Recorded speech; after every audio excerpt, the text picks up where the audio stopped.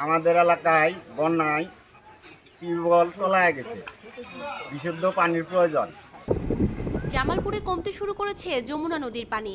গত 12 ঘন্টায় বাহাদুরাবাদ ঘাট পয়েন্টে যমুনা নদীর পানি 1 সেন্টিমিটার কমে বিপদসীমার 93 সেন্টিমিটার উপর দিয়ে প্রবাহিত হচ্ছে।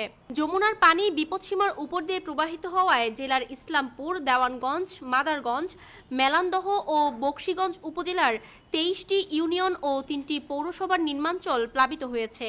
এসব এলাকার লক্ষাধিক মানুষ পানিবন্দী রয়েছে। বন্যার পানিতে ডুবে যাওয়ায় মেলান্দহ মাহমুদপুর সড়ক যোগাযোগ বিচ্ছিন্ন রয়েছে।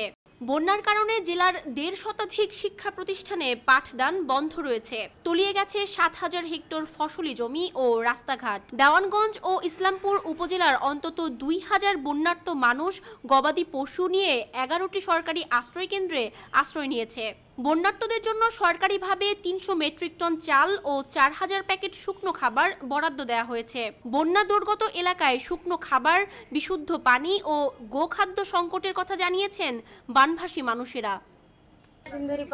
পানি উঠছে, আমরা বাড়া বানাচ্ছি না, রাস্তাঘাটে আমরা কোনো কিছু কেনাকাটা করে বানাচ্ছি না। আমার জামাই রিক্সা চলায় খা, আজ কদিন ধরে গায়ে মনে করেন কামাই আয়োজন করে হয় না, আমরা অনেক কষ্টই আছি। মনে করেন ঘরের মতো পানি, কত না বলে পানি এক কমার সাঁতরি ভিজে ভিজে এসে বাজার এলাম, পাক সাং নাই, খাওয়া দাওয়া নেই, কিছু নেই। টয়লেট তলায় গেছে, পোলাবান বৌড় নিয়ে খুব কষ্টে আছে। তারপরে মানুষজন চলাফেরার তো কষ্টর শেষই নেই।